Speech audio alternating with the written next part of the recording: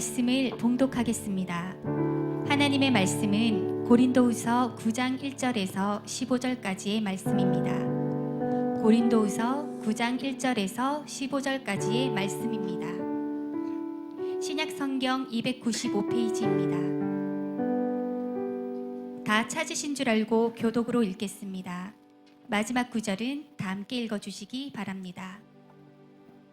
성도를 섬기는 일에 대하여는 내가 너희에게 쓸 필요가 없나니 이는 내가 너희의 원함을 알미라. 내가 너희를 위하여 마게도냐인들에게 아가야에서는 1년 전부터 준비하였다는 것을 자랑하였는데 과연 너희의 열심이 퍽 많은 사람들을 분발하게 하였느니라. 그런데 이 형제들을 보낸 것은 이 일에 너희를 위한 우리의 자랑이 헛되지 않고 내가 말한 것 같이 준비하게 하려 함이라. 혹 마게도냐인들이 나와 함께 가서 너희가 준비하지 않은 것을 보면 너희는 고사하고 우리가 이 믿던 것에 부끄러움을 당할까 두려워하노라. 그러므로 내가 이 형제들로 먼저 너희에게 가서 너희가 전에 약속한 연보를 미리 준비하게 하도록 권면하는 것이 필요한 줄 생각하였노니 이렇게 준비하여야 참 연보답고 억지가 아니니라. 이것이 곧 적게 심는 자는 적게 거두고 많이 심는 자는 많이 거둔다 하는 말이로다.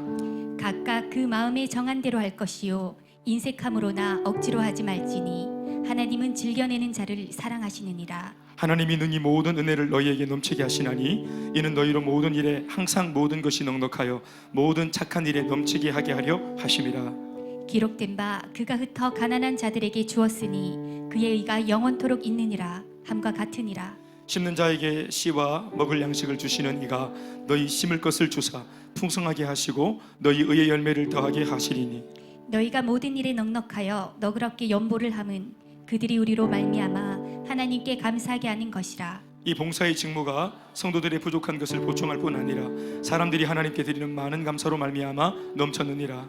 이 증거를 삼아 너희가 그리스도의 복음을 진실로 믿고 복종하는 것과 그들과 모든 사람을 섬기는 너희의 후한 연보로 말미암아 하나님께 영광을 돌리고 또 그들이 너희를 위하여 간구하며 하나님이 너희에게 주신 지극한 은혜로 말미암아 너희를 사모하는 다 같이 말할 수 없는 그의 은사로 말미암아 하나님께 감사하노라. 아멘. 다 같이 주님 말씀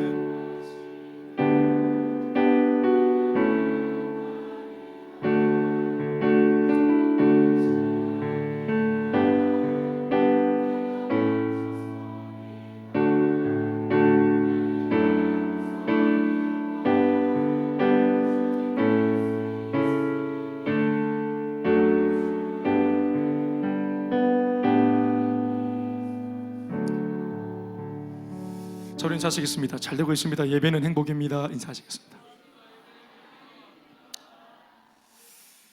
94년도에 군대를 제대했는데요. 94년도에 제대하고 난 뒤에 제대 기념으로 제일 제가 먼저 찾아간 곳이 극장이었습니다. 극장에서 제일 먼저 본 영화가 라이언 일병구하기였습니다. 우리는 뭐 영혼 구원과 재생산이니까 영화도 라이언 일병 구하는 거 이런 거 보는 겁니다. 그래서 그때 봤던 영화가 스필버그 감독의 영화인데 라이언 일병 구하기 아주 참 재밌게 봤습니다. 그때는 이제 제가 신앙적으로 영화를 보는 눈이 없었기 때문에 재미로 봤고 이후에 제가 이제 신앙이 또 이제 좀 더 강화되고 또 성숙하면서 이 라이언 일병 구하기의 의미가 뭔지 새롭게 제 스스로 재해석하는 그런 기회가 있었습니다. 방금 제가 우스갯소리같이 얘기했지만 라이언 일병을 그냥 전쟁터에서 구원하는 그런 물리적인 구원이 아니라 그 영혼을 구원하는 그 사람의 영혼을 구원하는 이제 이 영적인 구원의 이야기로 저한테 이제 새롭게 재해석이 되는 것을 경험을 한 것입니다. 지금도 우리 주변에 있는 많은 또 다른 이름의 라이언 영혼들이 있기 때문에 누군가가 가서 구해주는 이런 이야기를 써내려가야 할 줄로 믿습니다. 그 영화를 보면은 뭐 한 소대원들 한 12명이 적진 깊숙이 들어가서 라이언이라는 형제를 이제 구원하는데요. 구해내는데 까닭은 네 형제가 함께 라이언 집에 라이언 형제 네 형제가 다 참전을 한 겁니다. 근데 이제 보고가 국방부에 올라오기를 첫째, 둘째, 셋째가 다 전사했고 마지막 라이언 이제 남았는데 어머니가 이제 마지막 아들 남았으니까 이게 도저히 한 집에 우리가 국가가 할 일이 아니다 해서 나라 차원에서 이 라이언을 구하기로 한 것입니다. 그래서 그 특명이 이제 한 소대원 그 이제 대장한테 전해져서 그 대장님이 자기 소대원들을 데리고 가서 구해내는 이야기입니다.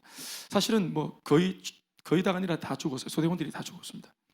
그 라이언을 구하기 위해서 다 죽었습니다. 한 집안의 소중한 생명을 구하기 위해서 또 다른 한 집의 소중한 생명들이 다 목숨을 바쳐서 그 라이언을 구했습니다. 그 마지막 그 라이언이 이제 총에 맞아서 이제 죽어가는 마지막 그 존 밀러 대위라는 그 대장이었는데, 그 존 밀러 대위가 총 맞아 죽을 때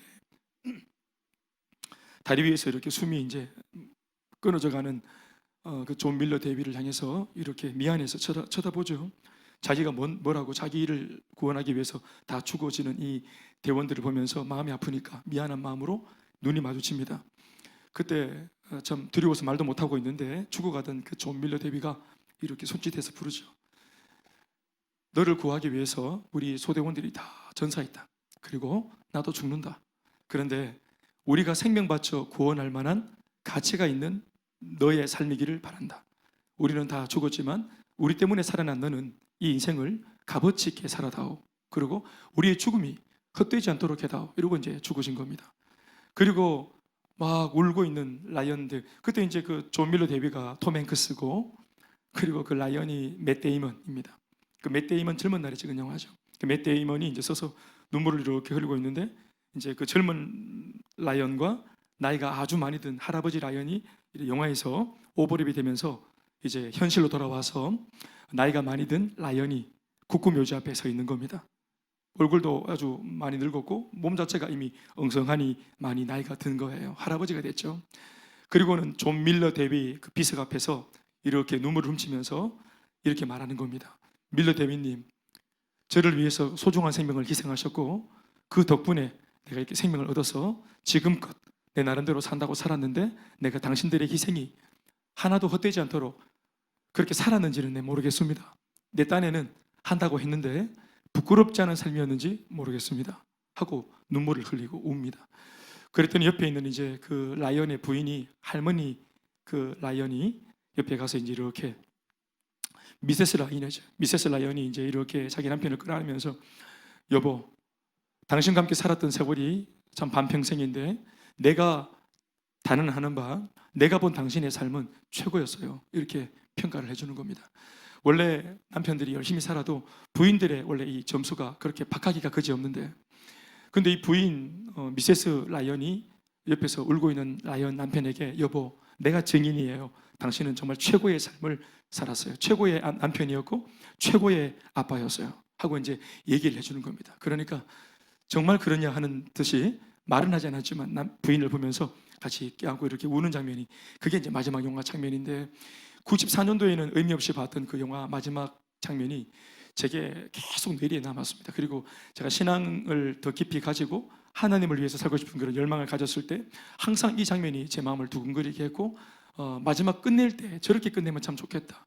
그리고 다른 사람의 평가가 아니라 가장 냉정하게 내 인생을 곁에서 다 봤고 증인인 내 아내가 내 인생을 한 줄로 평가해 줄 때, 여보, 당신은 최고였어요 라고 하는 말을 듣고 내가 마지막 눈을 감을 수 있다면 정말 좋겠다, 이런 생각을 하게 되었습니다.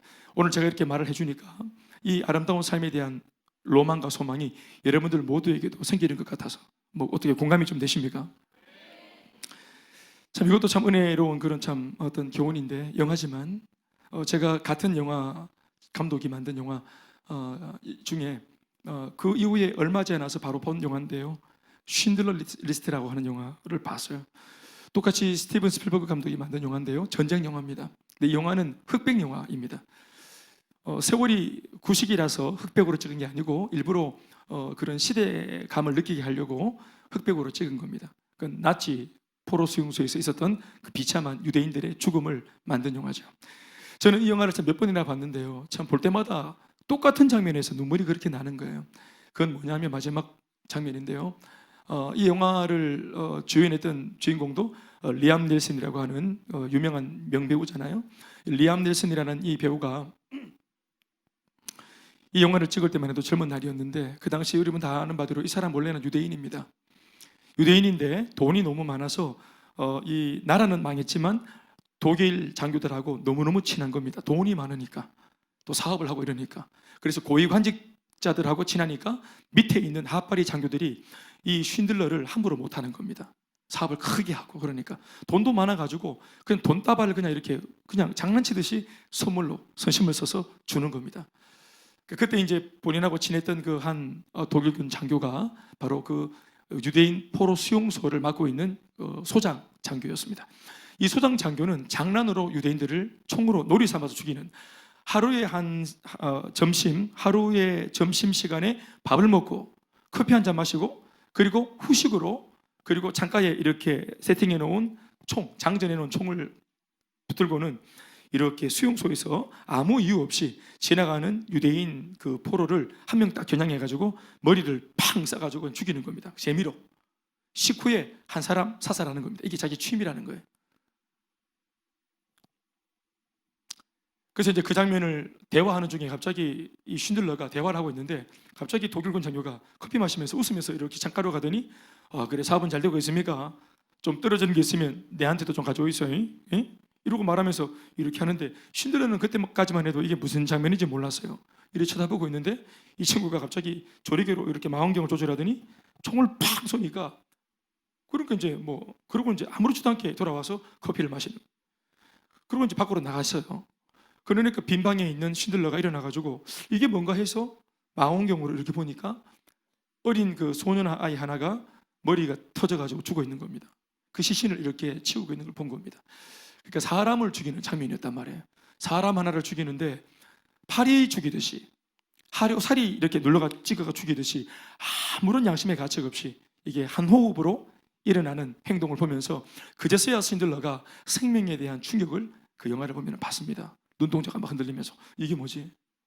내가 이때까지 막 돈을 갖다 바치고 이 포로 수용소를 후원했는데 내가 이때까지 사람 죽이는 후원을 했구나. 내가 이때까지 사람 죽이는 사람들을 후원했구나. 내 돈이 사람 죽이는 일에 쓰이고 있었구나. 이걸 처음으로 안 겁니다. 이 사람이. 그래서 영화에는 나오진 않지만 이 사람이 내면의 변화죠. 이게 바깥으로는 드러나지 않습니다. 영화에 보면 내면에서 급격한 변화가 일어나면서 이제는 죽이는 일을 했던 이 쉰들러가 사람을 살리는 일을 하려고 마음을 먹습니다. 그래서 자기 공장에서 일꾼이 필요하다면서 이런 명분으로 일꾼을 돈을 주고 사는 겁니다. 유대인들을. 그래서 계속 일꾼을 채용하면서 돈 주고 소장한테 돈을 주고 두당 얼마씩.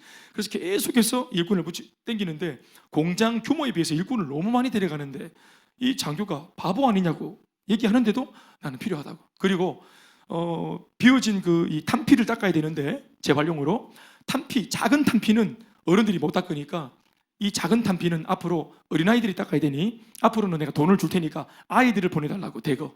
그래서 어린아이들을 계속 끌어당겨가지고 소년아이, 초등학생 이런 아이들 다 자기 직장으로 끌어들여가지고 다 살려놓는 것입니다. 걔네들이 일하는 게 아니고 그렇게 살려놓는 거예요. 그래서 돈을 다 씁니다. 거기다가 돈을 다 쓰는 거예요. 실제로 남아있는 돈을 그냥 1원 푼도 안 남기고 다 탕진합니다. 최선을 다했습니다. 그리고 이제 나라가 독일이 패망해서 이제 살아난 유대인 포로 수용소에 있는 사람들은 다 총에 맞아 죽고 유일하게 생존했던 그 포로는 유일하게 그 쉰들러 공장에 남은 사람들이었습니다. 이제 해방과 자유가 임해가지고 모두가 떳떳하게 이제 바깥으로 나오는데요. 이게 마지막 장면인데 철도가에서 이제 기차를 타고 고향으로 가기 전에 쉰들러를 마치 이제 인사하기 위해서 쉰들러 앞으로 사람들이 이렇게 나와는 거예요. 그때 이제 유대인 랍비 한 사람이 대표로 나와서 모자를 벗고 정중하게 쉰들러 앞에서 인사를 하고 당신의 헌신과 당신의 희생 때문에 여기 있는 우리들을 보십시오.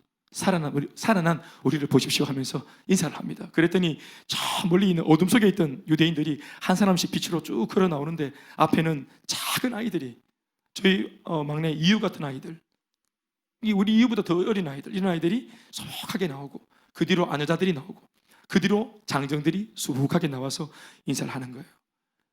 그리고 모두가 다 존경하는 눈빛으로 쉰들러를 말없이 보고 있으니까 쉰들러가 그 사람들 보고서는 그제서야 감정이 요동칩니다. 그랬더니 랍비가 감정을 주체치 못해서 막 쓰러지는 이 쉰들러를 이렇게 낚아채가지고 왜 이러시냐고 했더니 부끄럽다고 자기가 아니라고, 랍비가 하는 말이 아니라고, 당신이 헌신을 하고 또 이렇게 물질을 썼기 때문에 여기 있는 유대인 1000명이나 우리가 생명을 건질 수 있었다고. 그러면서 1000명을 구원한 당신 정말 고맙다고 인사하는 겁니다. 그때 신들라가 벌벌벌 떨면서 하는 말이 참 잊을 수 없는 장면이에요. 내 돈으로 사람을 구할 수 있다는 것을 나는 너무 늦게 알았다. 나는 사업을 했고 돈을 많이 벌었다. 당신이 상상도 못할 정도로 나는 돈을 많이 벌었다. 그리고 당신이 나를 알기 전부터 모를 때부터도 나는 내가 번 이 돈으로 얼마나 많은 유흥을 즐기고 얼마나 흥청망청 쓰고 내가 얼마나 이 돈으로 죄를 많이 지었는지 모른다. 심지어는 내가 이 돈으로 내가 이 포로 수용소를 도우면서 너희 동료들을 죽이는 일에도 내가 이 돈을 썼다. 나는 이 돈이 사람을 살릴 수 있는 돈이라는 걸 몰랐다. 이게 생명을 구원할 수 있는 돈이라는 것을 몰랐다. 여기 있는 만년필, 내가 이거 왜 안 팔았을까?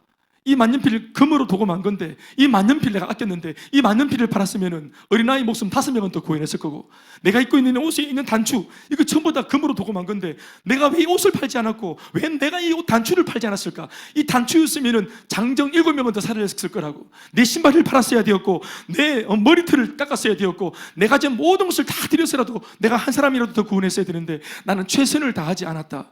아닙니다. 당신은 최선을 다했습니다. 우리가 지켜봤습니다. 아닙니다. 나는 최선을 다하지 못했습니다. 할 만한 애가 있습니다. 나는 너무 늦게 알았습니다.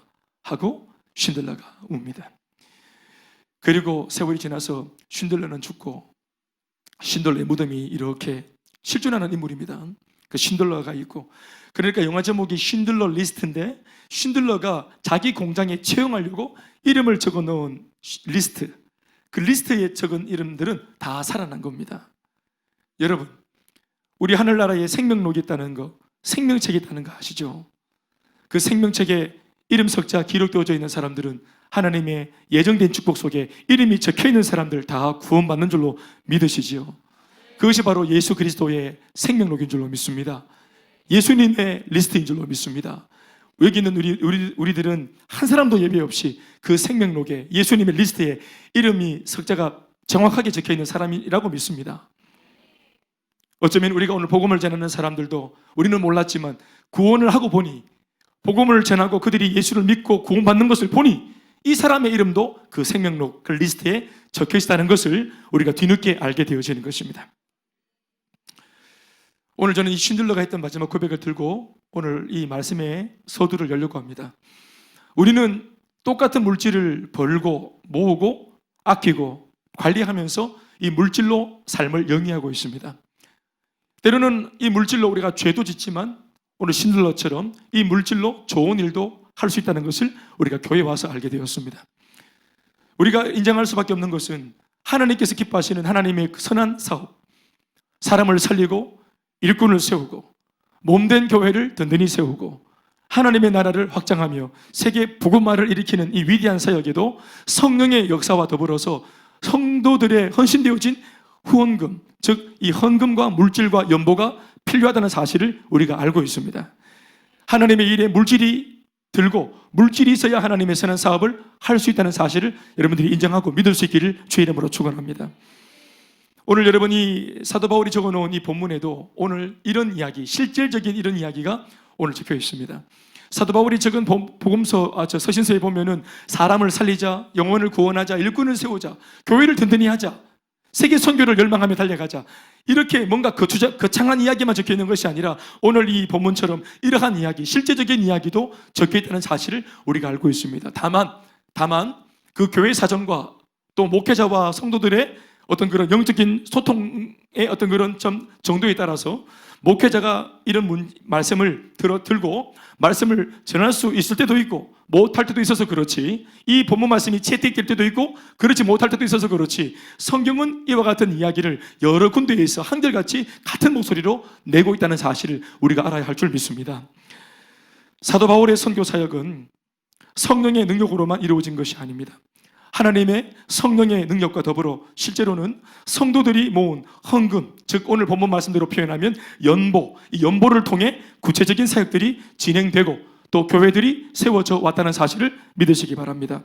그러니 우리가 똑같은 물질로 사실은 내 생계도 유지하고 아이들 공부도 시키고 또 우리 옷도 사 입고 밥도 먹고 집도 사고 우리가 모든 것을 다 할 수 있는, 그러니까 나 개인적인 필요에도 쓸 수 있는 것이 이 물질이지만 우리가 예수를 믿고 나서 영적으로 거듭나고 나서야 유일하게 깨달은, 신앙 안에 들어오고 나서 유일하게 깨달은 것이 뭐냐 하면, 나를 위해서 필요한 물질인 줄 알았는데 이 똑같은 물질, 1,000원짜리, 10,000원짜리, 다른 지폐가 아닙니다. 다른 화폐가 아니에요. 똑같은 화폐, 똑같은 이 물질, 똑같은 이 돈이라는 것이 하나님 나라를 위해서도 거룩하게, 더 가치롭게, 더 귀하게 쓰일 수 있다는 사실을 우리가 알게 되는 것입니다. 그래서 오늘 사도 바울이 하는 말이, 너희들이 오늘 이 본문의 이 말씀을 수신하고 있는, 편지를 받고 있는 사람들은 고린도 교회 성도들입니다. 사도 바울이 어딘가 먼 곳에서 선교 사역을 하고 있으면서 수많은 교회들을 세워가는 겁니다. 그런데 이 수많은 교회들을 세워갈 때 다 개척하는 교회이기 때문에, 개척교회, 그것도 예수도 아무도 안 믿는 불모지에서 거의 한 도시에 한 교회를 세우는 겁니다. 한 도시에 한 교회. 데살로니카의 데살로니카 교회, 에베소의 에베소 교회. 아멘이십니까? 빌립보의 무슨 교회? 빌립보 교회. 보십시오. 한 도시에 그래봐야 한 교회입니다. 왜냐하면 그 당시가 박해 시기였고 핍박의 시기였고 예수 전하다가 걸리면 목이 달아나는 시기였기 때문에 대놓고 선교를 못하는 겁니다. 그런데 그런 어려운 환경 가운데서도 복음을 생명 걸고 전해서, 또 전하는 바울은 뭐 그렇다 치더라도 목숨을 걸고 예수를 믿기로 결단한 이 초신자들이 굳이 안 믿어도 되는 예수를, 바울의 복음을 들으면서 예수 믿고 자기가 회복되고 싶다, 예수 믿고 내가 몸은 핍박과 박해를 당할지 몰라도 내 영혼이 구원받고 싶다. 아멘이십니까? 이러한 복음의 메시지에 동의한 사람들이 기꺼이 교회를 세우는 일에 가담을 했고, 그 교회의 초대교회 멤버들, 개척교회 멤버가 되기로 그들이 자처했습니다. 그래서 모두가 목숨을 걸고, 비록 부족하고 어렵지만 그들이 가담한 이 교회, 그러니까 성령이 역사했고 우리들도 동의했고 모두가 헌신했고 생명 걸고 교회를 지키기로 마음을 먹었지만, 한 가지 부족한 것이 뭐였냐면은 바로 물질의 지원이었습니다. 그래서 사도 바울이 하는 말이 그들에게, 너희들 예수 믿겠다는 것만 해도 대단하다. 이 시국이 어떤 시국인데 너희들이 내가 전한 복음을 받아들이겠다고 말하는 것 자체가 기적 같아. 너희들 거의 주님의 몸된 교회를 세우는 데 있어가지고 90%는 우리가 성령의 능력을 되돌려서 모든 이 문제를 뛰어넘었다. 거의 다 왔다. 그런데 꼭 필요하지만 부족한 한 가지, 그리고 부족하지만 그래도 불구하고 반드시 있어야만 하는 이 물질에 대한 부분들은 너희들 염려하지 마라. 내가 너희들보다 앞서 세워놓은 교회들이 반드시 너희들의 소식을 전하면 그들과 같은 너희들이 운명이기 때문에, 너희들의 이야기가 그들의 곧 이야기였기 때문에 그들이 이게 뭔지 안다. 그러니까 그들 모두가 기쁜 마음으로 마음을 열고 연보를 모아서 너희들을 후원할 거다. 내가 아는 바 내 제자들이, 내가 세운 제자들, 내가 말씀으로 양육하고 훈련해서 세운 이 사람들은 틀림없는 사람들이다. 심지어 내가 좋은 소식 하나 알려줄까? 그 많은 교회 중에 고린도 교회라고 하는 이 아가야에 있는 교회 중에 한 교회는 이미 너희들 얘기를 했더니 1년 전부터 그들이 기꺼이 우리가 하나님 앞에 쓰임받겠다고, 그 교회 바울 선생님, 목사님이 그 교회를 세우십시오, 우리가 물질을 후원하겠다고 1년 전부터 수많은 성도들이 이미 작정을 했고 헌신을 했다. 한 번도 본 적 없지만 이 박해 시기에 자기도 먹고 살기 어려운 형편에서 그들이 너희 교회를 위해서 헌신하기로 결단한 고린도 교회라는 교회가 있다. 그랬더니 이 사람들이 그런 교회가 있냐고 본인들이 얼마나 기뻐하고 용기를 내고 벅차했는지 몰라요. 그리고는 돌아서서 실제로 바울이 이 고린도 교회를 향해서 편지를 적으려고 하고, 실제로 1년 전에 했던 그 결단들을 이제 요구하려고 딱 돌아보는데 디도를 보내고 일단의 무리들, 바울이 신뢰하는 이 일꾼들을 연보를 거두기 위해서 보내려고 하는 찰나에 들었던 무거운 소식이 뭐였냐 하면, 교회 자체의 존립이 위태롭다는 말을 들은 겁니다. 교회 내부에 분열이 많고 다툼이 많고 시기와 질투가 많고 기도도 많이 하고 은사도 터져나오고 하나님의 성령이 강력하게 역사하는 소위 잘 나가는 교회, 고린도 교회인 줄 알았는데, 바울이 늘 마음속에 힘을 얻는 1년 반 동안이나 자기가 정말 몸과 마음을 쏟아부은 교회, 열정을 다해서 양육하고 훈련해서 제법 건강한 리더들을 세워놓은 교회, 바울이 세웠던 수많은 교회 가운데 정말 제일 어떤 면에서는 믿을 수 있는 교회같이 느껴졌던 제일 큰 형님 같았던 교회, 고린도 교회. 어떤 교회가 다 연약해서 자빠지고 쓰러지더라도 이 교회만큼은 절대로 그럴 리가 없다라고 믿었던 교회, 그 고린도 교회로부터 들려온 소식이 뭐였냐면은 엉망진창이 되었다는 것입니다. 거짓 교사들이 들어와서 바울이 떠난 틈을 타서 바울을 향하여서 적대심을 갖게 만들었고, 바울이 가르쳤던 모든 가르침을 모두가 등을 돌렸다는 이야기들, 자기들 안에서도 시기 질투로 반복하고 등을 돌리고 당파 싸움을 하고 있다는 이야기, 밥그릇 싸움을 하면서 힘겨루기를 교회 안에서 하고 있다는 말을 들었습니다. 여러분 보십시오. 1년 전에는 내가 믿는 예수 앞에 감격할 뿐만 아니라 다른 교회가 세워지는 일에도 우리가 헌신하겠소라고 이렇게 적극적으로 헌신을 결단하고 동참했던 이 교회가, 선교적인 교회가 악한 영이 한번 바람을 일으키고 불어제끼고 하니까 완전히 초토화가 되는 겁니다. 지금 이 교회는 바울이 판단할 때는 지금 자기가 그 이후에 세운 교회를 도울 수 있는 교회가 될 수도 없으며 심지어는 자신들도 존립 자체가 위태로운 교회가 되어버렸다는 사실에 대해서 바울이 마음이 무너지는 것입니다. 단지 한 교회가 어려움을 당했다는 것 때문에 마음 아픈 것을 뛰어넘어서 하나님 나라 전체를 만들어가는 이 일, 이 중차되고 큰 일 앞에 이것이 걸림돌이 될 수 있다는 사실에 바울의 마음이 절망을 느끼게 된 것입니다. 그래서 바울이 고린도 전서후서 앞에 이미 편지를 급하게 보냈고 성경의 기록은 안 됐지만 그리고 그 편지로도 부족, 그 편지가 묵살당해 버렸습니다. 탐리더가 보낸 권면의 편지가 성도들에 의해서 짓밟히고 유린되어지고 묵살되어 버렸어요. 그래서 다시 한 번 더 바울이 고린도 전서후서를 다시 편지를 적어서 이 두 권의 편지를 다시 보낸 겁니다. 바울 입장에서는 정말 재건하기 위해서 아주 참 무거운 마음으로 편지를 썼다는 분위기를 읽을 수 있겠죠.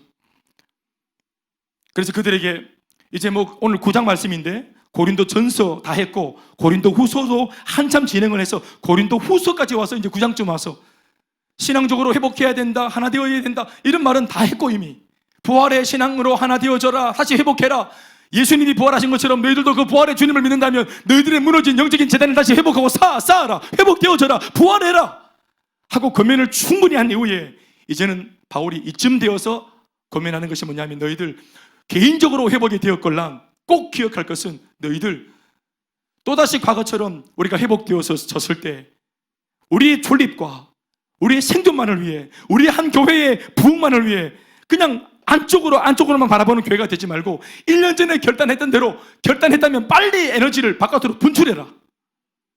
다른 교회를 섬기는 일에 너희들 에너지를 써라. 눈을 외부로 돌려라. 비전을 봐라.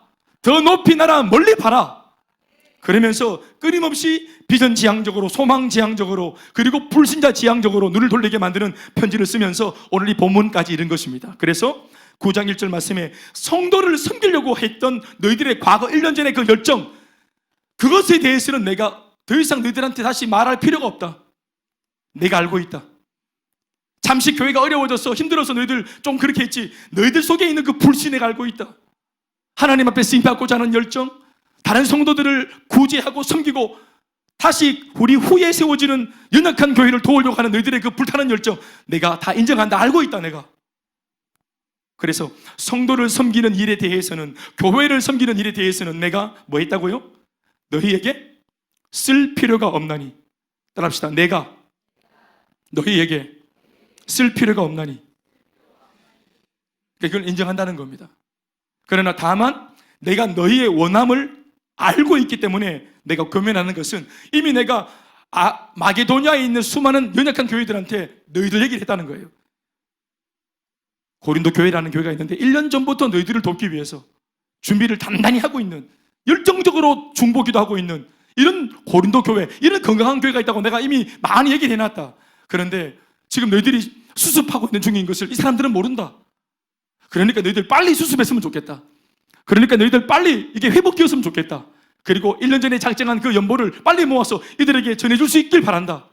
이유인즉슨 너희들의 소문만 전했을 때, 너희들이 이렇게 이 사람들을 도우려고 한다는 1년 전에 그 결단을 내가 전하기만 했는데도, 물질 말고 헌금 말고 말만 전했는데도 그들이 이 소식을 듣자마자 얼마나 기뻐했는지 모른다. 2절 한번 읽어보시겠습니까? 2절 시작.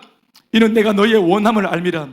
내가 너희를 위하여 마게도냐인들에게, 아가야는 고린도 교회를 말합니다. 고린도 교회에서는 1년 전부터 준비하였다는 것을 자랑했다는 거예요.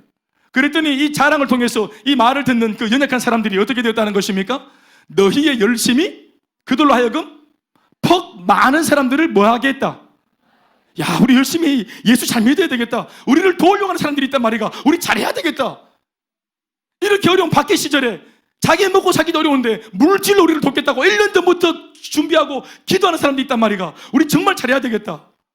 이러면서 그들이 이 소식만 들었는데도 이 이름은 정확하게 남아있진 않지만 그 유럽 지역에 세워진 교회들이 분발하는, 고린도 교회가 2차 전도 여행 마지막 말미에 세워졌으니까 아마 에베소 교회로부터 3차 전도 여행 때 세워졌던 교회들이 있으니까 아마 이것은 3차 전도 여행 때 세웠던 교회들일 겁니다.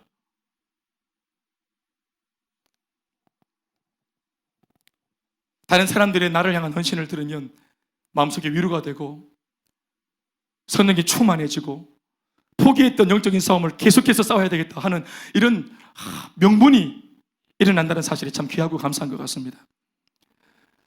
행복 모임을 통해서 교회 오신 분들이 행복 모임 자체도 은혜가 되어서 예수를 믿기도 하고 또 교회를 왔지만, 교회 생활을 하던 중에 행복 모임을 배우는 제자학교쯤 들어와서, 제자학교쯤 배운다 그러면 이제 교회 온 지 한 6개월은 된 거죠. 그래서 행복 모임을 통해 이제 자기가 이제 행복 모임을 하기 위해서 배우는 거죠.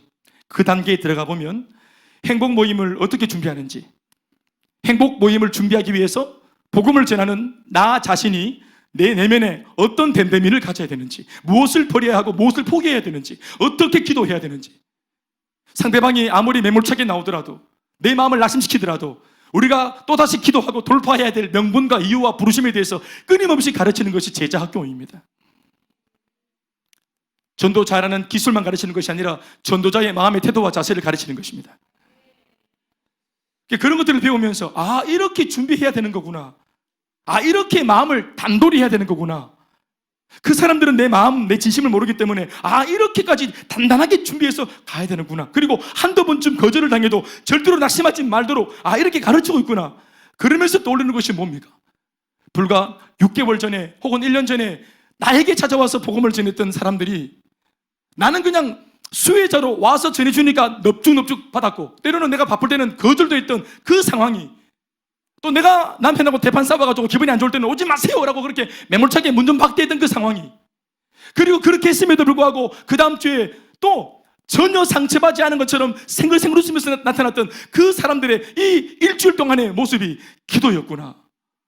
나는 상처를 줬는데, 나는 몰라서 그렇게 낙심을 줬는데 이들이 이렇게 훈련받으면서 몸부림치면서 나 한 사람을 위해서 그렇게 찾아왔구나.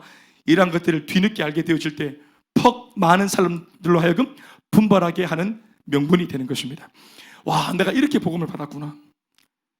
내가 복음 하나 받기 위해서 이렇게 많은 사람들이 알고 기도하고 몸부림치고 기도하고 있었구나 하는 것들을 알 때, 그들의 헌신과 희생을 할 때 우리 마음속에 분발하는, 그 다음 차수에 예수 믿는 사람들을 분발하게 만드는 앞선 사람들의 헌신이, 이것이 좋은 명분이 될 수 있다는 사실을 믿습니다.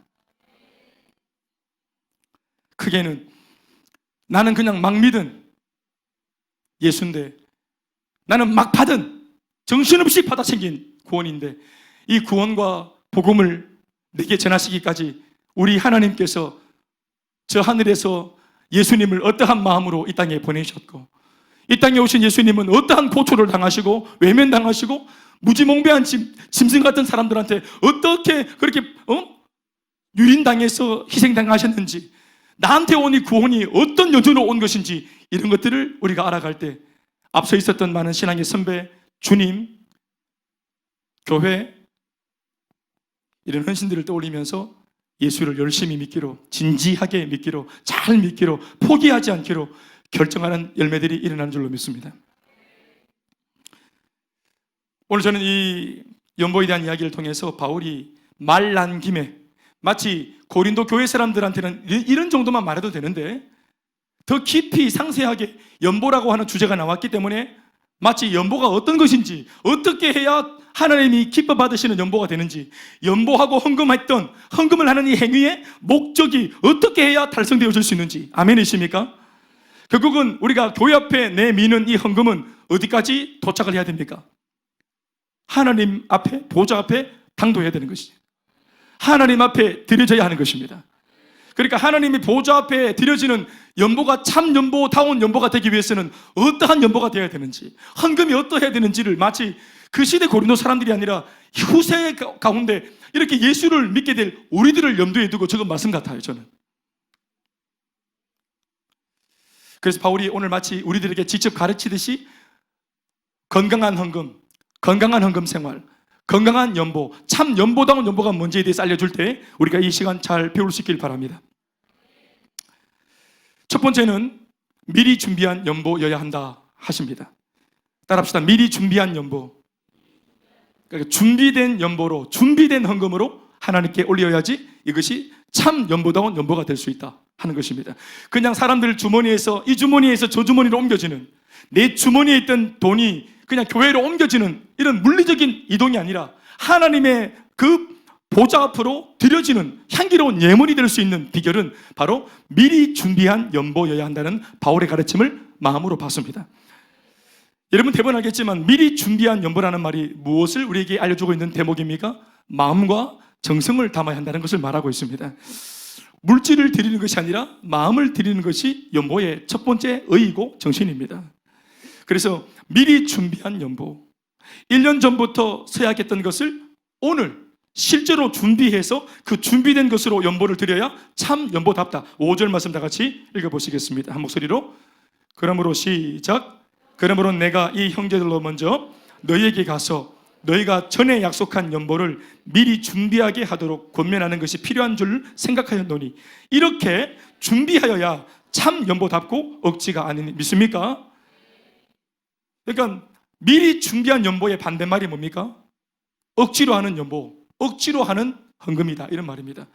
사실은 누가 뭐 억지로 쥐어박으면서 한 것은 아닙니다. 그러나 상황 자체가 억지로 하게 만들 때가 있습니다. 미리 준비 안 했을 때. 왜냐하면 헌금 주머니가 도니까요. 헌금 주머니가 도니까 누구도 나한테 압박을 주는 사람은 없지만 상황 자체가, 환경 자체가 나로 하여금 마음은 준비 안 됐는데 헌금 시간이 갑자기 찾아왔고 또 헌금 주머니를 내 눈앞에서 내미니까 또 빨리 안 가고 들고 서 있으니까 상황 자체가 억지가 된다.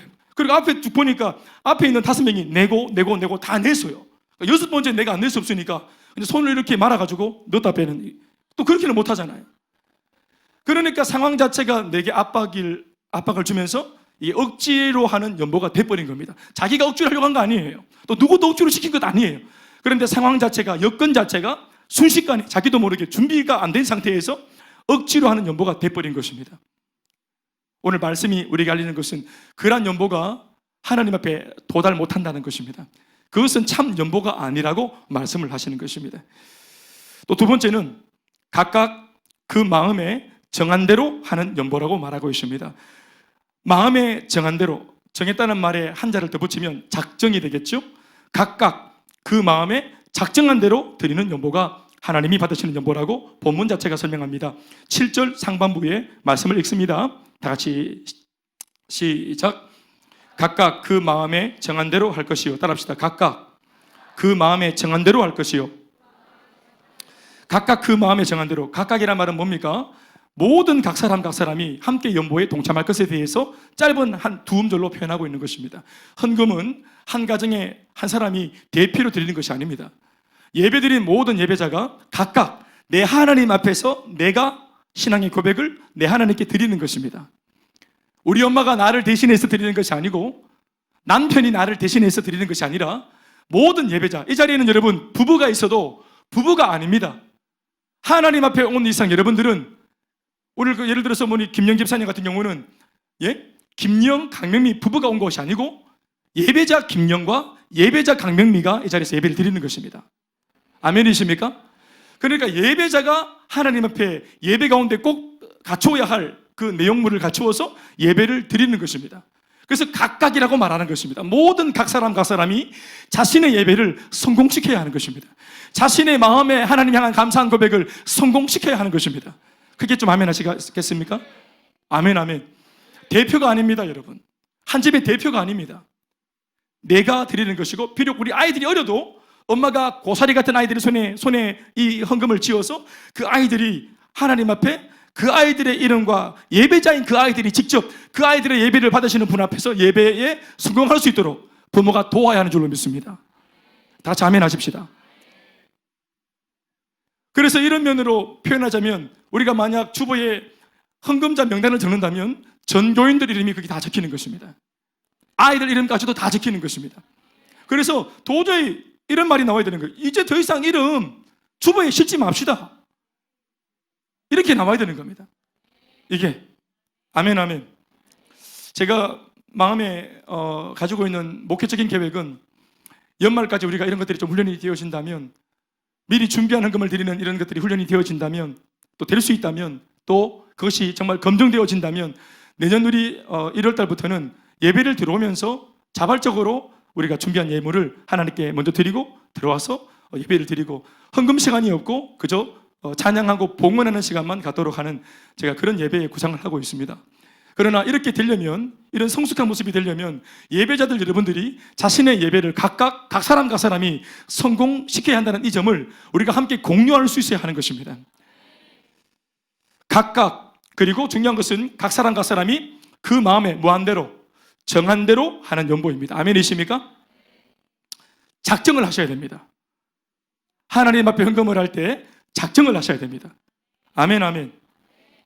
그리고 아마 작정을 한다고 할 때 헌금에는 많은 타이틀이 있잖아요. 교회가 그냥 할 일이 없어가지고 빈 봉투 놓기 민망하니까 그냥 비워놓느니 하고 타이틀을 그냥 적어놓은 것이 아니라, 그 타이틀마다 성도들의 범사에 우리 삶이 참 많이 다양하지 않습니까?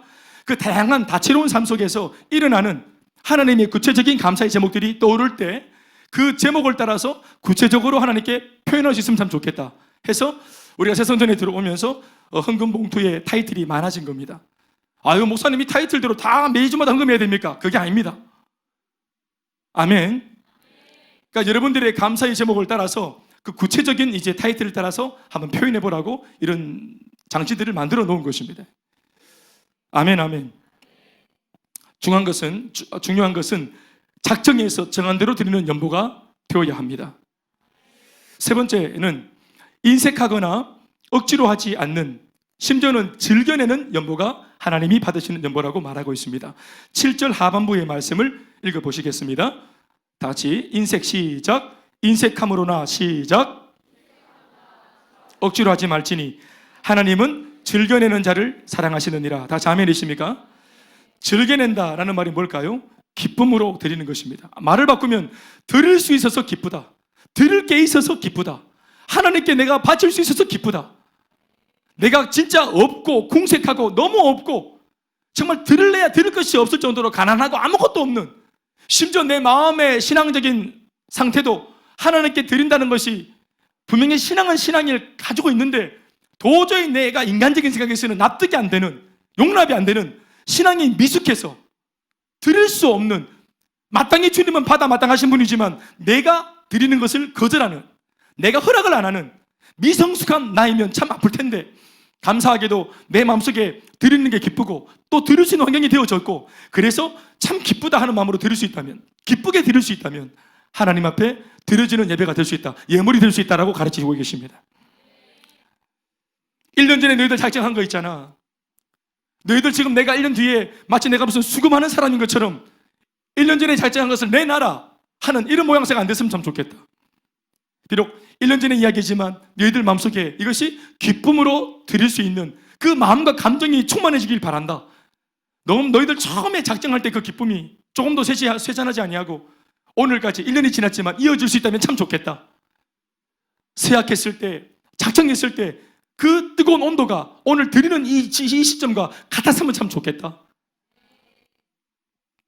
그렇게 말하고 있는 것입니다. 다시 한 번 더 말씀드립니다.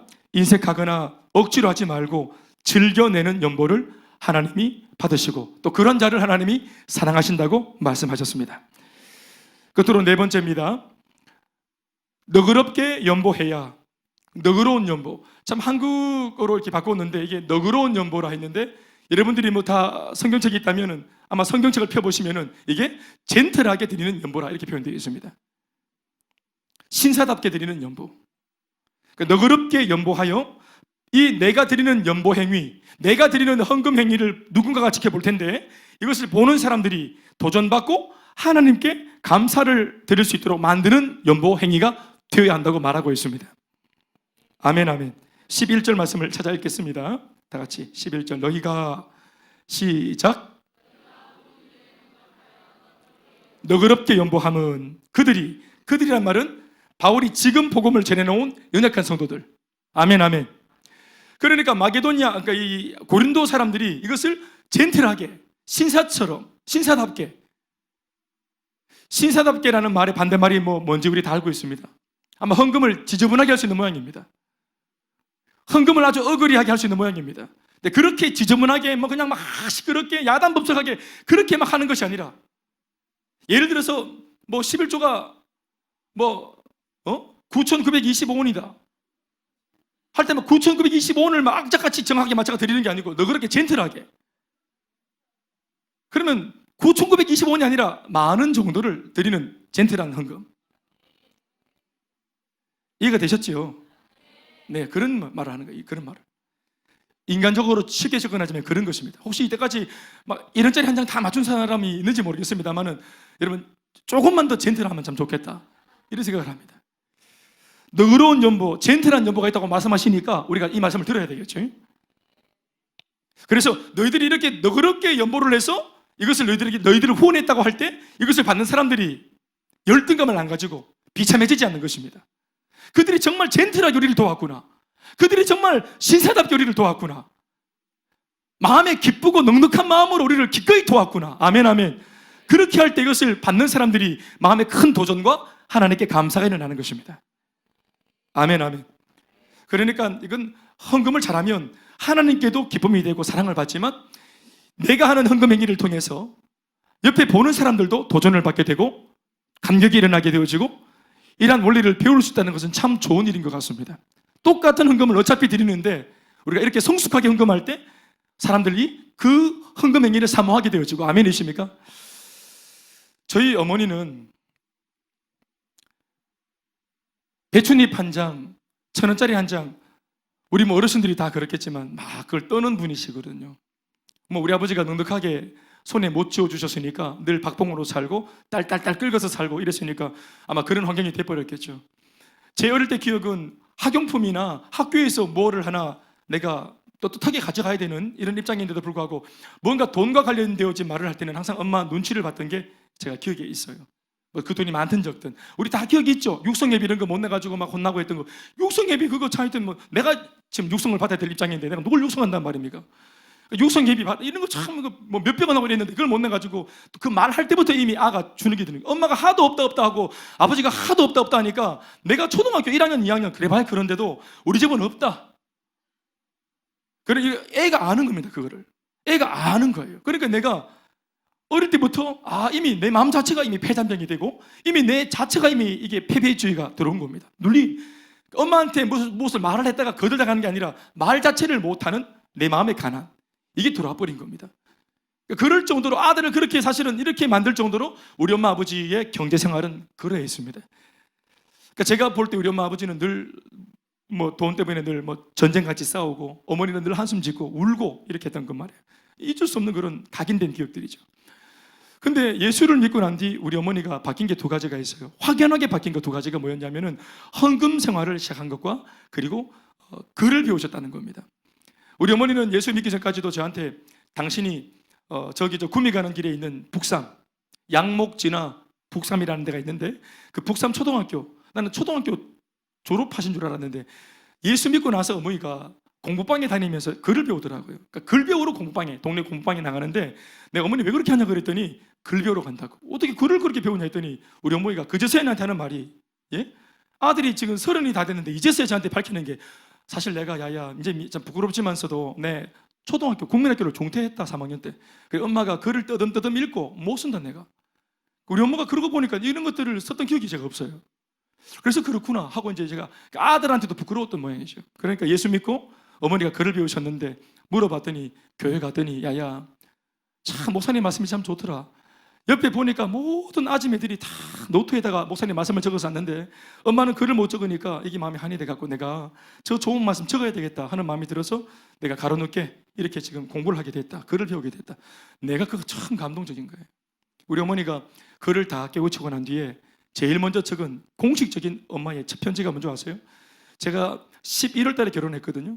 11월 달에 결혼했는데 한 달 뒤 12월 24일 성탄 전야 때 어머니 이제 성탄 전날 찾아뵙고 인사드리고 그리고 이제 차를 타고 돌아오는데 아내가 막 웃고 있는 거예요. 내가 그래서 무슨 일이냐 했더니 어머님한테 성탄 카드를 받았다는 거예요. 내가 우리 엄마가 성탄 카드를 우리 엄마 글을 아직까지 잘 모를 텐데 했는데 딱 열어가지고 초등학교 아이가 쓴 글자처럼 쓴 글자를 이렇게 보여주면서 그거를 읽어주는 거예요. 사랑하는 며느리 보아라. 소리 나는 대로 주는 거 아시죠? 며느리 이래서는 사랑하는 며느리 보아라. 밑에 받침 다 틀리고 그래가지고 우자든동 주의 길을 가는 남편을 만났으니까 믿음으로 잘 살아내고 뭐 이런 것들 적어놨는데 제가 비도 안 오고 눈도 안 왔는데 운전하는데 앞이 흐려지는 거예요. 우리 엄마가 쓴 편지를 나도 살아서 내는구나. 내 생전에 한 번도 들어본 적이 없는데 내 아내가 자기 며느리라고 결혼한 지 한 달 만에 얻은 며느리, 한 달 된 며느리한테 글자를 배워가지고 처음 편지를 써서 보냈다. 예수님의 은혜로 축복해 준다고. 그리고 우리 어머니한테서 보게 된 두 번째 변화는 헌금이었어요. 토요일 날 제가 늦게 사역하고 돌아와서 문이 열려 있길래 이렇게 봤더니 아버지는 골아 떨어져 계시고 어머니가 돋보기 안경을 이렇게 쓰시고는 봉투로 어머니 교회 봉투, 어머니 교회의 헌금 봉투를 이렇게 종류별로 이렇게 땅에 딱 방바닥에 두고는 돈 그 만 원짜리를 이렇게 세워가면서 이거를 하나씩 넣는 거예요. 제가 그 장면을 이렇게 몰래 이렇게 훔쳐보면서 정말 울음이 터져 나오는 거예요. 야, 우리 어머니 마음속에 예수가 제대로 들어갔는가 나는 늘 궁금하잖아요. 아들이니까. 그런데 어머니가 그렇게 평생 벌벌 떨던 물질에서 자유한 것을 제가 본 겁니다. 그런 어머니, 자식도 물질적으로 병들게 만들었던 어머니가 그 물질을 하나님께 그렇게, 그것도 대단한 것도 아닙니다. 거의 과부의 두 랩돈 같은, 그 과부의 동전 두 개 같은 그런 것들을 담아 넣는데 사실 그 돈들이 우리 집에는 큰 돈들이거든요. 근데 그거를 어머니가 이렇게 얼굴 표정 하나 안 바뀌고 담담하게 넣는 것을 보면서 제가 큰 감동이 있었던 것은 하나님 우리 엄마 신앙 진짜네요. 이게 제가 마음속에 응답이 온 거예요. 근데 그게 얼마나 감사했는지 몰라요. 할머니가 돌아가시면서 할아버지 할머니 그 집이 따로 있었습니다. 독채가. 할아버지가 그것을 유언으로 남기시면서 아들 안 주고 새 아들 안 주고 부산에 있는 딸 안 주고 저 앞으로 남기셨습니다. 저 대의 조라고 유언으로 남기셨고 그 집이 제 재산입니다. 그런데 우리 어머니가 전화가 왔습니다. 우리 그때 17평 그 다세대 주택 신혼부부 살 때 집사람하고 둘이 살 때 엄마가 전화 와서 예 했더니 아이고 야야 대현아 너 그 작은 삼촌 있지? 작은 삼촌이 어떻게 사업이 잘못됐는지 밖에 내다앉게 됐다 야야 그래가지고 전화가 와갖고 왜 하면 좋겠노 상담을 하고 울고불고 난리가 났는데 엄마한테 뭐 도와줄 수가 있나. 그래서 내가 고민하다가 니한테 상의하는 거는 야야 할부지가 니 앞으로 해놓은 그 집 있잖아. 그래 그거 니 나중에 또 목회할 때 써야 되고 또 이제 살림 만들어갈 때 써야 되는데 그거 있잖아. 그거를 너가 삼촌을 좀 주면 어떻겠노. 그 내가 엄마 마음속에 그게 진짜로 마음속에 이걸 빌려주는 게 아니라 주고 싶은 마음이 든 거예요. 그래 그러자 이렇게 나한테 전해오는 거예요. 어머니가 그런 마음이 예수 안에서 부유한 마음이 있어서 내가 어떤 이문을 안 바라고 주겠다는 마음이 생겼으면 그렇게 해야지. 어머니가 야야 하나님 말씀에 원수도 살아가나 했는데 피를 섞은 형제를 우리가 왜 모른 척하노. 그라이 이걸 네가 어떻게 좀 안 되겠나. 어머니가 되면 나도 되지요. 그렇게 합시다 해서 우리가 그렇게 한 겁니다.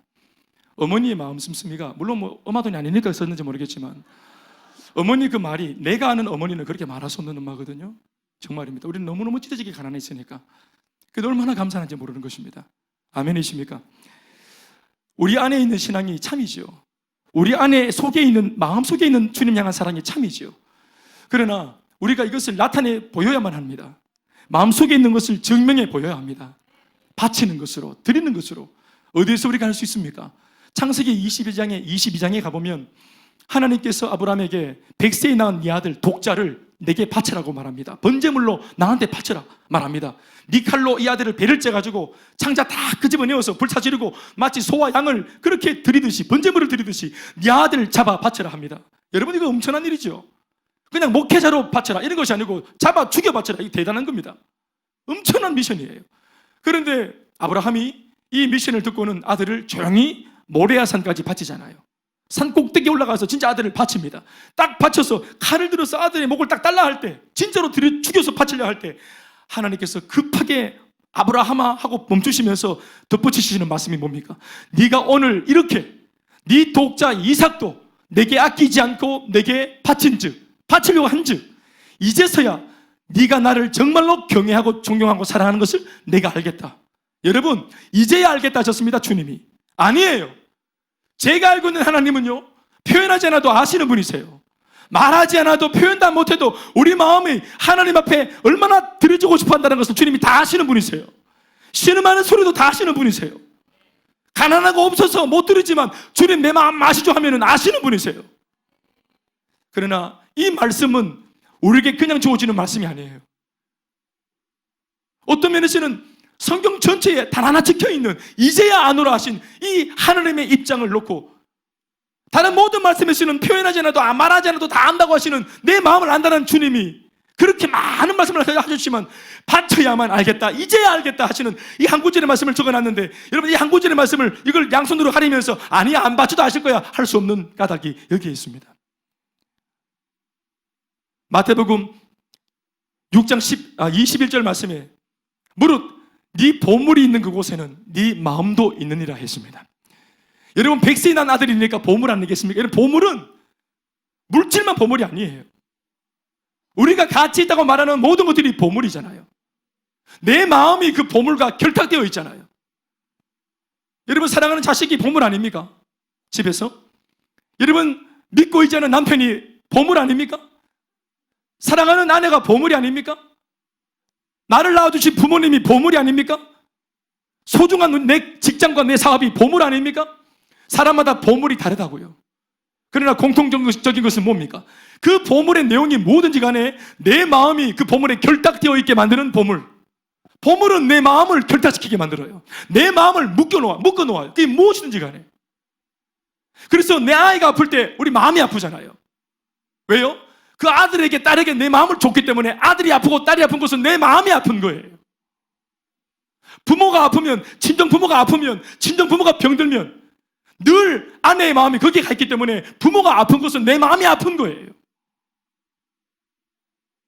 교회가 어려울 때 내 마음이 아프다. 그 교회의 마음을 둔 사람들인 것입니다. 셀 가족들이 아플 때 같이 마음이 아프다 하는 셀리더, 셀 가족들한테 마음을 주는 셀리더인 것입니다. 그 보물이 무엇이든지 간에 대표적으로는 그 보물을 놓고 물질이라고 말하지만 그게 뭐든지 간에 마음이 거기에 있는 것입니다.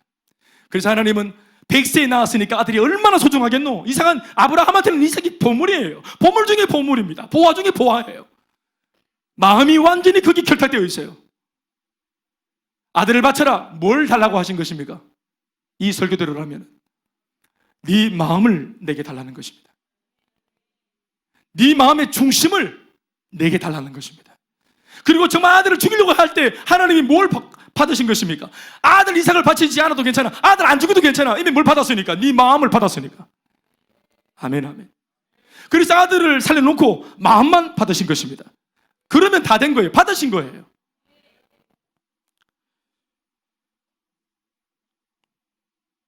오늘 본문 말씀에 미리 준비해서 드리는 연보, 정한 대로 드리는 연보, 즐겨서 드리는 연보, 너그럽게 젠틀하게 시사적으로 드리는 연보일 때 하나님께서 그 연보를 보화가 되게 하셔서 이 물질이, 교회에 드려진 물질이 다시 교회를 통해서 집행되어질 때는 오병이어에 일으키는, 역사를 일으키는 이게 물질이 되어지고, 사람을 살리는 물질이 되어지고, 불모지 땅에 선교를 일으키는 물질이 되어줄 수 있다는 사실을 우리에게 말하고 있습니다. 내가 물질을 집행하고 있을 때는 그냥 나의 필요를 채우는 정도로 물질의 기능이 다하고 말지만, 교회에 들어가서 교회가 공의 집행하는 물질이 되어질 때는 사람도 살리고 선교도 일으키고 한 나라를 살리는 물질이 되는 것입니다. 그 씀씀이의 기능과 가치가 승격되어지는 것입니다. 제사를 바칠 때 하나님은 꼭 제물을 가지고 바쳐라 했습니다. 절대로 공수히, 그러니까 빈손으로 여호와 하나님 앞에 나오지 마라 했습니다.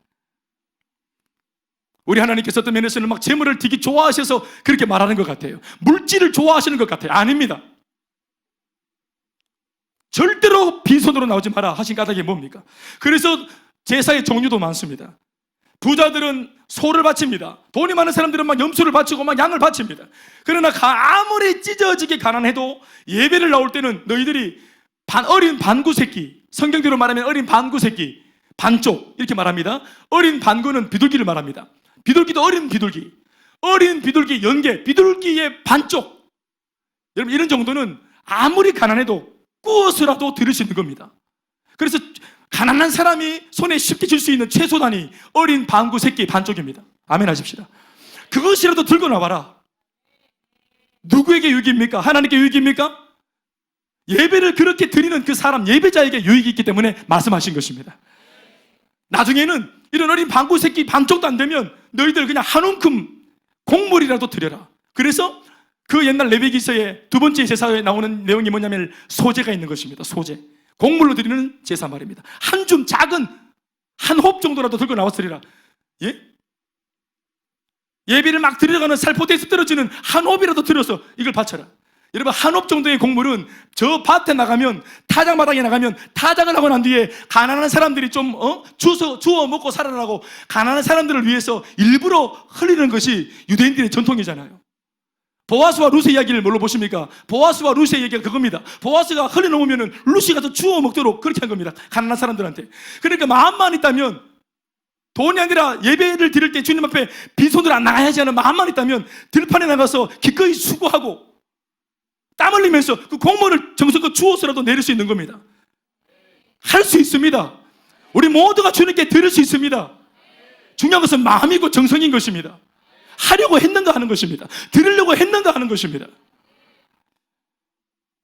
아까도 말했지만, 그래서 번제, 소제, 화목제, 속죄제, 속건제, 이 많은 제사가 있는 이유는 이 어떤 제사라도 그 제사가 요구하는 제물에 너희들이 해당되어서 모두가 어떤 모양으로든지 예배답게 드릴 수 있길 바란다는 것입니다. 그리고 오늘 우리의 예배, 지금 우리가 소를 바치고 양을 바치진 않지만 우리는 공적인 예배 속에 엄연히 우리가 열심히 얻어 모은 소득의 일부를 주님 앞에 드릴 수 있는, 바칠 수 있는 공적인 예배 헌금 시간이 있습니다. 우리는 이것으로 주님 앞에 우리 마음의 신앙의 고백을 드릴 수 있기를 바랍니다. 한번 언급합니다. 마태복음 6장 21절 말씀에 네 보물 있는 그곳에 네 마음도 있다고 하셨습니다. 주님께서 끊임없이 재물, 번제물, 빈손으로 나오지 마라. 들판에 나가서 한 줌 곡식이라도 들고 나와라. 이렇게 강조를 하는 이유는 바로 우리의 마음을 바꾸자 하는 것입니다. 마음을 보여달라는 것입니다. 곡물의 마음을 담든지, 소에다가 마음을 담든지, 양에다가 마음을 담든지, 비둘기에다가 마음을 담든지 네 마음을, 준비된 마음을 보여다오. 이사야 1장의 말씀처럼 강수 같은 소의 기름, 수많은 강같이 흘러넘치는 넉넉한 짐승의 기름과 그 예물들을 들고 네가 올지라도 마음이 없다면 내 마당만 밟고 나가는 것에 불과하다. 내 마음을 찢어지게 만든다. 너희들이 고통스럽다. 수많은 넘치는 번제물은 있지만 마음이 안 담긴 것들은 내 마음의 고통일 뿐이라고 말하는 것입니다. 하나님께서 견디시는 예배, 하나님이 고통스러워하는 예배, 예배자의 마음이 안 읽혀져서 고통스러운 예배. 여러분, 위성에서 사진을 딱 찍으니까, 밤에 야경을 딱 찍으니까 나만은 벌겋게 얼마나 네온사인이 질비해서 환한 거 보시잖아요. 그런데 저 북한 쪽은 절반이, 한반도의 절반이 새카맣지 않습니까? 평양에 조금 밝아지고 불빛 조금 있고 전체가 다 암흑입니다. 하나님께서 예배를 받으시러 오셨을 때 마음을 준비한 예배자들의 마음이 마치 하나하나의 불빛이라면, 오늘 우리 예배당에 오셨을 때 주님 보실 때 이곳에 사람들의 마음이 모여있기 때문에 불빛이 가득한 예배당인지, 아니면 사람들의 족수는 많은데 불빛이 없는 껍데기뿐인 예배당인지, 우리가 하나님 앞에 정말 심판을 받게 될 것이고 판단을 받게 될 것입니다. 오늘 우리는 주일이라 허겁지겁 생각 없이 왔습니까? 아니면 준비되고 작정하고 젠틀하게 시사답게 하나님께 드릴 것이 있어 기쁨으로 그 예물을, 마음의 준비를 가지고 왔습니까? 과부의 2렙돈, 동전 2개 주님이 기쁘게 받으셨습니다. 우리가 알겠지만 창녀가 깨트려 부어드린 값비싼 향료값도 알고 있습니다. 여러분, 과부의 2동전과 동전 2개와 그 마리아가 눈물로 깨어서 부어드렸던 향료값은 값어치로는 엄청난 차이예요. 이것은 엄청나게 비싼 거고 이거는 싸구려 중에 싸구려 동전 2개입니다. 그러나 하나님께서 말씀하시는 그 물질의 의미로 들어가 보면은 여기에 옥합과 향료 비싼 거지만 여기에 옥합과 향료가 비싸기 때문에 주님께서 이걸 기쁘게 받으신 것이 아니라 그 여성의 마음에 들어있음으로 기쁘게 받으신 것이고, 비록 이것과 비교할 수 없는 천한 동전 2개지만 여기에 주를 향한 과부의 마음에 들어있음으로 동전 2개도 향료 옥합처럼 주님이 받으신 것입니다. 지금 제가 강조한 것이 뭡니까? 마음이 준비된 마음, 작정한 마음, 즐겨 드리려고 하는 마음, 너그럽게 드리려고 하는 마음이에요. 태도와 자세입니다. 그러나 물질 자체를 드렸을 뿐, 많이 드렸지만 그 마음과 정성과 하나님 사랑하는 그 중심을 드리지 못한 바람에 헌금을 드리다가 죽어나 나빠졌던 아나니아와 삽비라 같은 부부도, 그 비참한 부부도 우리는 알고 있습니다. 게다가 그것을 지적했을 때 아니요 하고 거짓말까지 했으니 이것이 성령을 모욕한 자가 되어서 그 자리에서 바로 즉사해 죽었습니다. 우리는 오늘 하나님에 대한 오해를 해소할 수 있습니다. 하나님은 물질을 원하시는 것이 아닙니다. 하나님은 재물 자체를 원하는 것이 아닙니다. 그러나 그 물질에 담겨있는 우리의 진정성 있는 마음, 최선을 다해서 최고의 것으로 하나님 앞에 올리려고 하는 그 준비된 태도와 자세의 마음 말입니다. 빌립보 교회의 초대 성도였던 여성 사업가 루디아 같은 사람은 바울을 통해 복음을 듣고 변화되자마자 자신에게 있던 모든 그 어떤 이 기득권들을 다 바울을 위해서 내놓았습니다. 돈이 많아서 이 돈을 어디에 써야 될지 몰라 했던 이 루디아가 바울을 만난 뒤 바울이 알려줬습니다. 물질을 하나님 나라 위해서 어떻게 어디에 쓸 수 있는지, 어떻게 가치롭게 고객에게 쓸 수 있는지 그 방법과 방향을 잡아주니까 이 부인이 빌립보 교회의 초석을 이루는 그런 초대 멤버가 된 것입니다. 아리마대 요셉 같은 경우는 자기가 죽으면 묻히려고 자기 가문 전체를 위해서 준비해 놓은 엄청난 그 매장지 무덤을 예수님의 시신을 모시는 그 장소로 자신의 이 매립, 자기를 위해 준비한 것들을 다 내놓았습니다. 매립지, 매장지를 내놓았습니다. 우리가 잘 아는 세계적인 부호 록펠러는 살아생전 그 많은 돈으로 5,000개의 교회를 설립해서 5,000개 교회를 지어 올렸습니다. 세웠습니다. 5,000개 교회, 여러분 대단한 겁니다. 똑같은 물질로 정말 위대하고 역사에 기록되고 남을 만한 기념비적인 일을 정말 할 수 있습니다. 우리는 한 달에 커피를 두세 잔씩, 사실 우리가 교회에서 만날 때마다 서로 뻘쭘하니까 우리가 뭐 이렇게 다른 거 마실 수 없고 커피, 에스프레소, 아메리카노, 우리를 그 마시면서 사실 먹고 싶지 않아도 마시면서 대화하려면 안 마셔서 마시면서 대화해야 되기 때문에 그런 거 한 잔들이 보니까 6,000원씩이 하더라고요. 다방 커피가 아니고서는. 그러니까 그렇게 우리가 막 지나가는 것, 그런 것들이 여러분 우리가 한 두 잔만 아끼면, 그래서 한 달에 내가 한 달에 10,000원은 큰 돈은 아니잖아요. 한 달에 10,000원이면은 그 60명이 모이면 60명이 한 달에 10,000원이면 60만 원을 모으면 우리가 단기 선교사 사람을 후원할 수 있습니다. 멀게만 느껴지고 크게만 보였던 그 거창한 선교라는 것을 우리가 이 작은 물질로 과부의 두 동전 같은 이 헌신으로 그 일을 감당할 수 있습니다. 현재까지 우리가 12명의 선교사를 그 관점으로 파송을 해서 우리는 선교를 일으켰습니다. 지금도 선교가 진행되고 있습니다. 우리가 다 알다시피 단기 선교사 파송할 때 후원하는 이 후원금은 우리 교회 본 재정에서 하지 않습니다. 별도로 우리가 따로 오늘같이 이렇게 보낼 때 바로 이 시간 바로 작정을 해서 한 달에 10,000원, 3명이면 한 달에 30,000원, 60명이 결정하면 3명을 파송할 수 있습니다. 일어나 보세요. 3명. 여기 있는 우리 13호 강민석, 14호 박윤경, 15호 우리 주영구, 이 세 청년을 우리가 60명 성도가 30,000원이면 그러면 보낼 수 있습니다. 아멘, 아멘. 우리가 만약 돈이 있어서 보내고 싶어도 뭐가 없으면 안 됩니까? 선교는 보내려고 준비가 되고 헌신할 준비가 되고 후원할 준비가 되었어도 뭐가 안 되면 못 보냅니까? 가려는 사람이 없으면 못 가는 것입니다. 아멘이시죠? 그런데 우리 교회 이름으로 나가려고 준비된 이 형제들이 있습니다. 이 자매가 있습니다.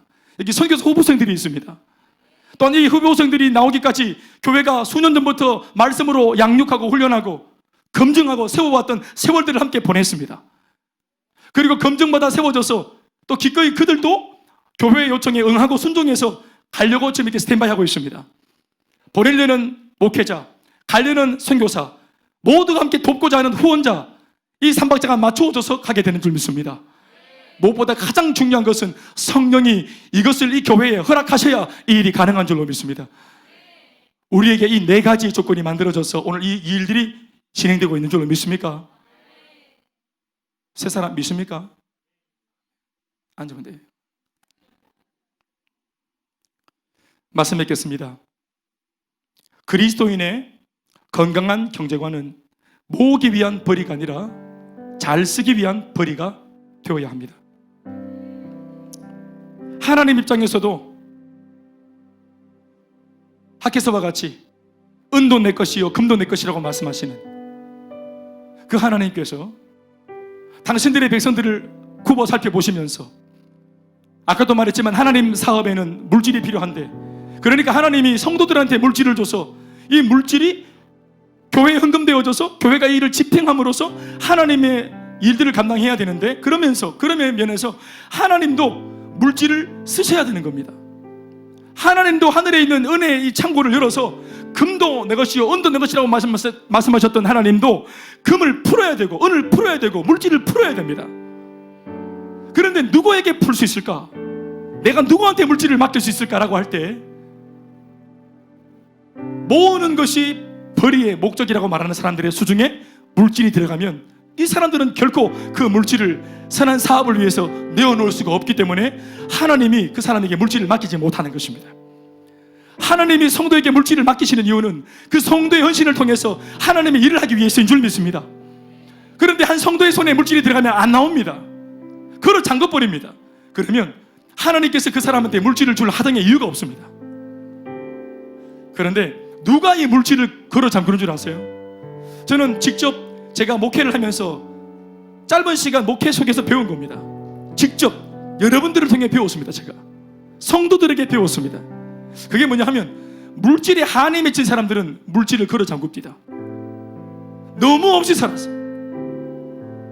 마음의 패배주의, 마음이 가난하고 마음이 부유하지 못하고 있는 것에 감사하지 못하고 자족하지 못하고 늘 불평불만이 입에 달려있고 목구멍에 차있고 기회만 되면 터져나올 수 있는 위험성이 있는 사람들, 물질이 오면 덥석 잡을 준비가 되어 있는 사람들, 아니요, 물질이 나를 사로잡는 것입니다. 그 순간 내가 물질을 쥐락펴락하는 물질의 주인이 아니라 내가 노예가 되고 한에 맺힌 사람에게 물질이 오면 물질이 우리의 주인 노릇하고 나를 잡아삼킵니다. 분명히 성령님이 내 마음속에 감동으로 물질을 집행해라, 이것은 선한 사업이며 옳은 일이니까 선하게 네가 써라, 감동을 줘도 우리가 행동하지 않습니다. 너무 오랫동안 가난했던 사람들, 너무 오랫동안 없어봤던 사람들, 손에 뭔가를 가져보지 못했던 사람들, 건강하게 지출하는 것을 훈련받지 못한 사람들은 가지는 족족 걸어 잠굽니다. 이것은 제가 주장하는 것이 아니라 제가 직접 목격한 것입니다. 오늘 본문 말씀에 성경이, 구약 성경이 한 대목 나옵니다. 바울이 이 물질에 대해 얘기하면서 이 한 구절의 말씀을 딱 언급하지요. 6절에 있는 말씀입니다. 이거 핵심 중에 핵심 말씀입니다. 다 같이 시작. 이것이 곧 적게 심는 자는 어떻게 거두고? 적게 거두고, 많이 심는 자는 어떻게 거두고? 많이 거둔다. 적게 심는 자는 적게, 마음을 적게 주니까 하나님이 적게 가지게 하고, 많이 심는 것은 마음을 많이 드리는 것입니다. 아멘, 아멘. 오늘 이 표현은 많다는 것은 양을 말하는 게 아니라, 이 많다는, 많이 심는다고 할 때 많다는 말의 뜻이 뭐냐면 미리 준비해서 정한 대로 그리고 즐겨서 너그럽게 드리는 것을 많이 심었다고 표현하는 것입니다. 이해할 수 있겠습니까? 그러한 자에게 하나님도 어떻게 하십니까? 많이 준다. 이 말은 뭡니까? 하나님도 그 사람한테 복을 주실 때 준비한 복을 주시고 작정하여 주시고 즐겨주시고, 아멘 좀 하십시오. 하나님이 나한테 복을 주실 때 즐겨주시고 젠틀하고 신사답게 너그럽게 주시는 것입니다. 인생하게 막 질질질 흘리고 이렇게 하는 거 아닙니다. 복잡한 미루를 막 그려가지고 찾아가라, 보물섬 찾기처럼 찾다가 늙어 죽고 이런 게 아닙니다. 여러분, 이 말씀 속에 바울이 담고 있는 이 비밀을, 이 봉인된 비밀을 풀어야 합니다. 오늘 저는 전했습니다. 여러분, 많이 심어야 됩니다. 여러분, 나는 여러분들이 많이 심어 정말 건강한 부자가 되길 간절히 바랍니다. 여러분들이 하는 사업이 건강하게 심어서 건강한 사업이 되길 바랍니다. 번성하는 사업이 되었으면 참 좋겠습니다. 정말로. 만은요, 하나 보내는데 10,000원에 60명이나 모여가 드립니까? 그건 내가 그냥 보낼게요. 한 달에 60만 원 내가 우리 가정에서 보내겠습니다. 할 수 있는 그런 많이 가질 수 있는 사람들이 나오길 바랍니다.